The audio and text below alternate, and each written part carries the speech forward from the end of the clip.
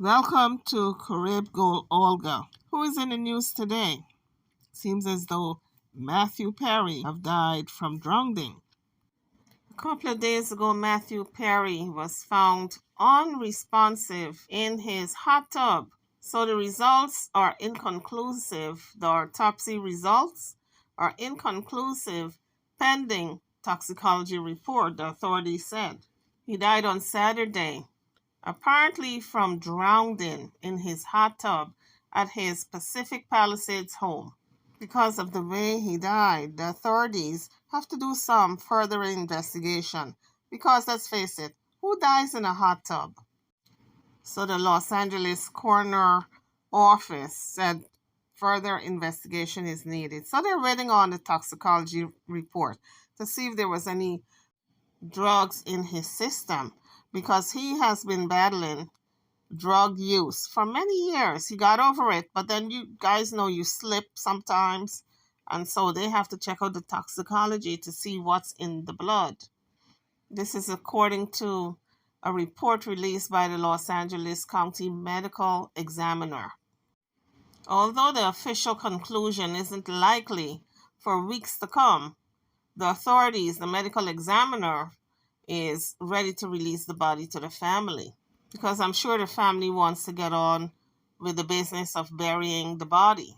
And so they are going to release the body to the family and then further conduct their investigation, because by this time they have gathered all the evidence they need to conduct this investigation. They don't need the body anymore. The body went through the coroner's office, the police officers checked the body, and of course toxicology, they took the blood sample to get some type of reporting in a couple of weeks. What's going on in his system? Does he have any drugs in his system? Upon his death, he was 54 years old. I'm sure a lot of you remember Perry. He was a member of the cast Friends, long-time running sitcom on television. He had an interview with NBC, and this is what he said about how he wanted to be remembered.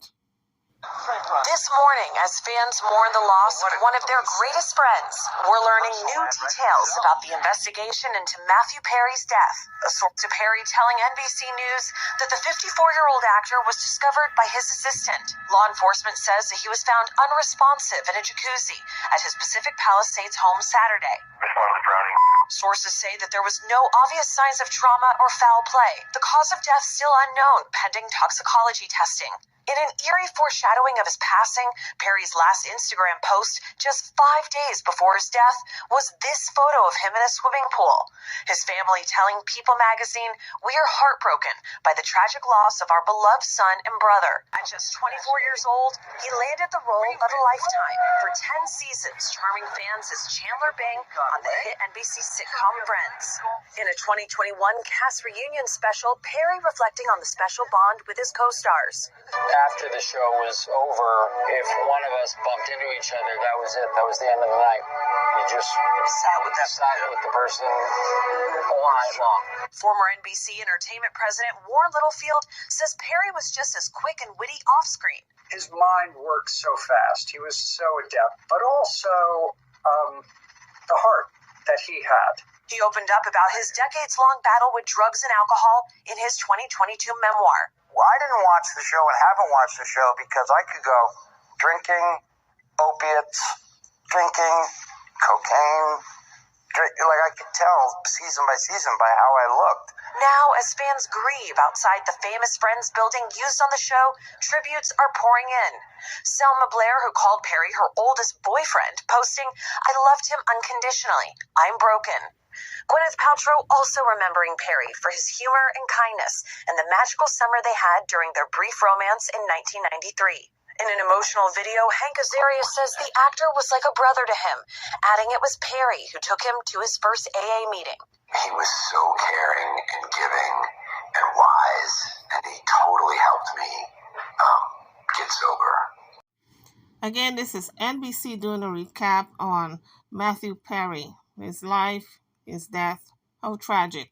Hit the like, guys. Subscribe to the channel if you haven't done so as yet. Perry himself hoping to be remembered most for helping others. If somebody comes up to me and says, I can't stop drinking, can you help me? I can say yes and follow up and do it. When I die, I don't want friends to be the first thing that's mentioned. I want that to be the first thing that's mentioned. We're also learning new details about what Matthew Perry was doing the day of his death.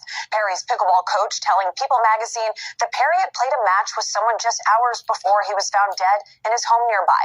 And the coach also said that he was doing really well. We should mention that this sad news is hitting another member of our NBC News family particularly hard. Matthew's stepfather is Dateline correspondent Keith Morrison, who's been married to his mother for more than 40 years. Our hearts go out to Keith and their entire family. Yeah, Keith has so much love for that young man. Chloe, thank you. Joining us now is Wendy Noggle. She's the editor-in-chief for People magazine. I think what Matthew just said at the end of that last interview was so poignant. I think a lot of people think of Matthew Perry and they think Friends is going to be his legacy. But really, he was someone who was guiding people into rehab as he himself had been struggling for years. Yes, that was so important for him. You know, he told us in an interview just a year ago, if you have my number and you need it, call me. I will help you. And that was really key for him. He really wanted to help others. And that's why he was so open with his own experience. He had been through so much, and he wrote the memoir. He was very transparent about the horrors that he had been through, but it seemed like he was working through it. He had attained sobriety, and he seemed to be doing better in life. Yes, he had said that, you know, it wasn't a daily struggle, but it was something he thought about daily. So it was very important to him, and I think that's why he was so key in helping others. But he had also been doing so well. He was playing pickleball daily. He was writing a little script. That's where the Mat Man reference comes from in his Instagram. And he had signed on to a new drama film. So he was doing very well. And he had just moved into this house that he had renovated as well. What more do we know about Perry's final days? Well, we do know that he was playing pickleball that morning, and it seemed that he was doing very well. So the autopsy is complete, and of course there will be toxicology reports to come. But I think what everyone wants to remember about him is just how he was the friend who always wrapped you in his arms, was willing to help you no matter what you needed to do, and the outpouring of support that we've seen just echoes all of that. Well, and from the Friends cast, too, that was such a poignant moment during that reunion where he said something like, when we're at a party and we see one another, we're going to leave everybody else at the party and I'm going to spend my time just with that person. That bond was real. That was real. I mean, Kathleen Turner talked about just what a tight-knit group they were when she was on the show and when she came in. And I think one of the things that really sticks with me is he talked about when we interviewed them around the reunion, we said, well, do you have any advice for your 24-year-old self? And he said, do the 11th season. And of course, it ended after 10 seasons. And I think there was a wish for more time for those people to be together. All right. Well, Wendy, thank you so much. We appreciate that insight. So between People and NBC, we got a real insight into Matthew Perry, the life of the man, his struggles, and now the death. Now, we were waiting for toxicology to come back with their findings if there were any drugs in the system. But according to what I am hearing from People as well as NBC, he had everything to live for. He had so much going on for him. And the morning of his death, he wasn't depressed. He played pickleball. He was just having a good time with friends. And so we are wondering what could have happened. I'm thinking a heart attack maybe, because this was sudden. Who dies in their hot tub from drowning? That is so unusual that it sounds as though it was a sudden death. And the only thing I can think of, maybe it was a heart attack.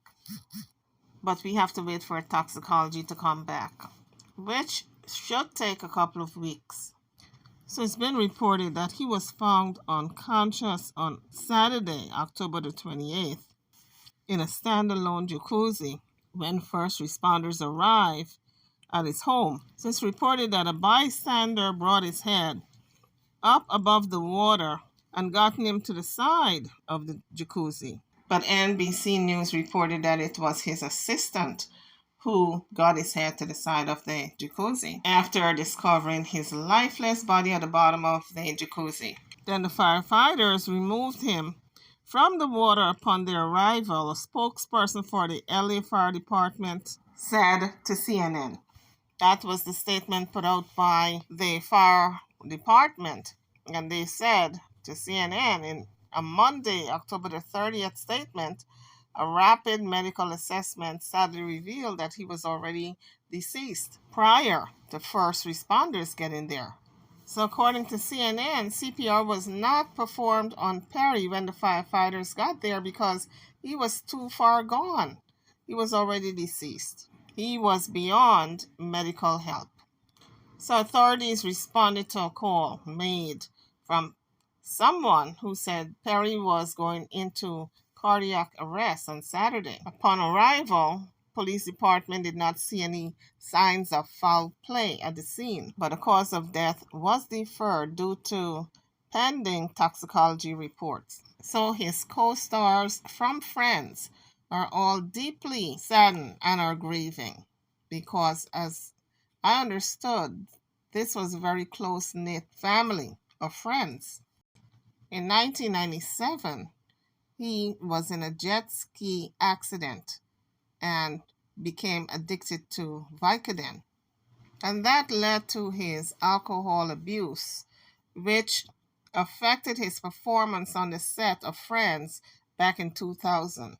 He made several attempts to get clean while he was on the show Friends, eventually entering recovery prior to their 2021 Max reunion, where Perry opened up about being hard on himself because he's had a history of drug use, this Vicodin, alcohol use, etc. No telling what else. Toxicology have to be performed for them to determine if there was any drugs in his system. That should take a couple of weeks. So condolences to his family. May he rest in peace. The next person in the news is Eva Marcel. She has dropped a staggering amount of weight that it's leaving fans alarmed. Does she have anorexia? What's going on? So everyone is talking about Eva Marcel's dramatic weight loss. Social media became very concerned over Eva's recent appearance, wondering if something is wrong. Could it be maybe some type of disease process going on here? But Eva needs to check herself out. Go to a doctor and get diagnosed, whatever it is, and make it right because you've got children to think of. Well, we know that she just got her divorce finalized from Michael Sterling, whom she had been married to less than 5 years. Eva has 3 children, and so she has those children to think about. She's looking sickly and very gaunt. So Eva, whatever it is you're going through, your fans want you to have a speedy recovery, honey. This is not looking good. Your clothes are falling off of you. A lot of people who are emaciated wear saggy clothes and pad the clothes with other clothes under it to hide their dramatic weight loss. But in this case, Eva could not hide it. It is very blatant. She wore the baggy clothes, but we can see that she's skeleton and bone. So Eva, get yourself to a doctor and fix what's going on with you, honey. So Eva didn't like what fans had to say, so she turned off her comments on her Instagram page. Eva wrote on her Instagram page, she said her mom once said, everyone in life will have a last day with you, and you don't know when it will be. So is that a little message to us that maybe something is going on with her? So she captured that statement with, be kind. And yes, indeed, be kind, because we don't know what she's going through. Maybe she's got medical issues going on that we're not aware of. And if we continue to shame her about this weight loss, it could be the straw that breaks the camel's back, because she's going through a lot now. This divorce, she's got this weight loss going on, and God knows what else. So be kind, people, like she says. Next up in the news is Israel and Hamas. The war update. Netanyahu said Israel will not agree to a ceasefire. And UNICEF says more than 420 children are being killed or injured in Gaza every day. So guys, where does this madness end? It seems to spring up every 10 or 15 years that there's some type of war between Israel and Hamas. All of us has been hearing about Hamas for a long time. What is Hamas? But according to Wikipedia, According to Wikipedia, Hamas, officially the Islamic Resistance Movement, is a Sunni Islamist political and military organization governing the Gaza Strip of the Palestinian territories. the Israeli-Hamas conflict goes back many, many, many years, before you were even born.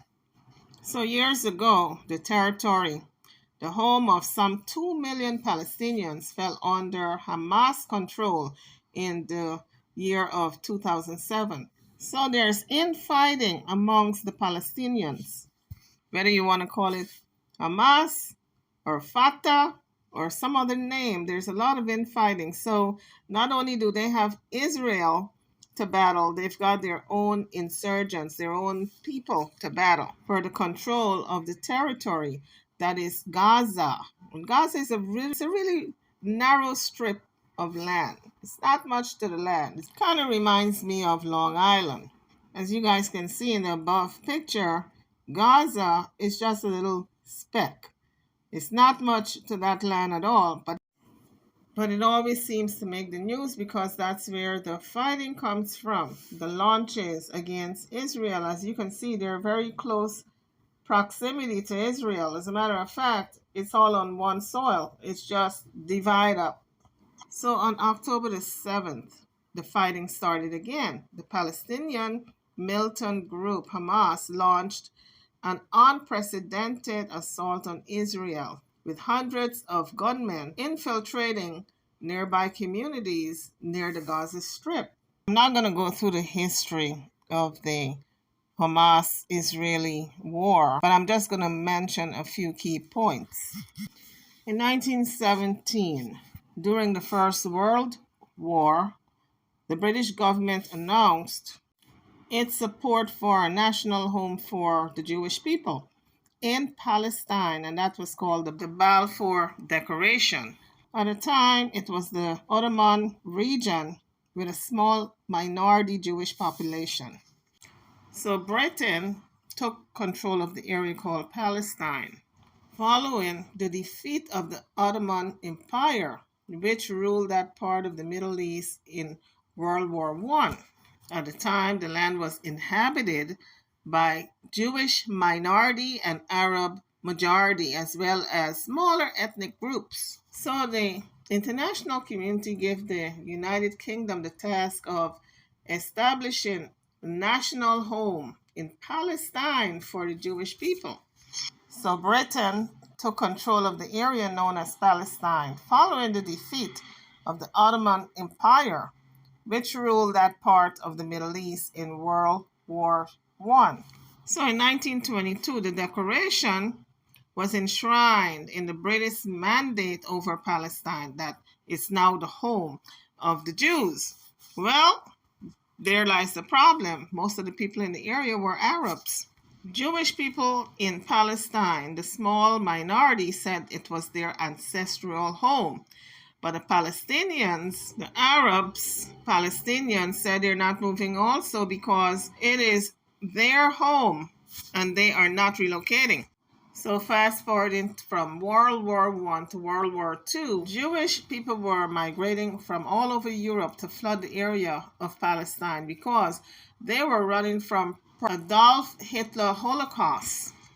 So then in 1947, the UN voted for Palestine to be split into two separate Jewish and Arab states, with Jerusalem becoming an international city. The plan was accepted by Jewish leaders. However, Arab leaders rejected it, and the plan never was implemented. In 1948, Britain, unable to come to a resolution between dividing up the land into two separate, one for the Palestinians, one for the Israelis, Britain decided to create a state of Israel. It was intended to be the homeland for Jewish people and also people fleeing Nazi Germany all over Europe to have a safe haven from persecution. Subsequently, over the years, more and more Palestinians have been relocated to smaller and smaller areas, and the Jewish population took the bulk of the land. But this could have been avoided when Britain wanted to divide up the land into two territories, one for Jews and one for Arabs. Arabs would have gotten a fair portion of that land, but at the time, the leaders in the Arab community rejected any such plan. Needless to say, fighting broke out between Arabs and Israelis. Hundreds of Palestinians flee or were forced out of their homes into what they call al-Nakba, or catastrophe. So by the time the fighting had ended, in a ceasefire the following year, Israel controlled most of the territory. And that's how come today Israel controls a large portion of that area. Guys, if you're coming on to my channel, hit the like bell and subscribe to the channel. This video is not intended to hurt anyone's feelings, and I'm not siding with any one group. I'm just presenting the facts. So because there have never been a peace agreement between the Arabs and the Jews, they continue to fight on and off for decades. So the above maps show the disparities of the region and how the land has changed over the years. In the left, the map to the left, all in green mostly, was ruled by the Ottoman Empire, the Palestinians. And over the years, we see where the green turned into white, where Israel has taken control of the land. And over the years, the Palestinians have a smaller and smaller area. Now, Jerusalem is in the heart of Israel. And the Palestinians, if they want to get to Jerusalem, they got to go through a lot of checkpoints. So you guys are beginning to understand the animosity between these two groups. Now, the map way to the left, the Ottoman Empire, the Palestinians control all of that area.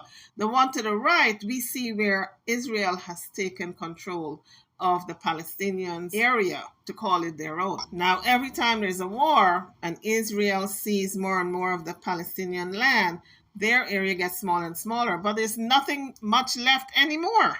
So the latest war between Hamas and Israel is concerning the land. They want their land back. Israel said it's their ancestral land, so they can't have it back. So there lies the problem. We're going to find this constant war between these two groups ongoing. Where will it end? I don't know where it's going to end. Guys, drop your comments. But over the years, the UN have been trying to be a peacekeeper amongst these two groups and to come to some type of resolution.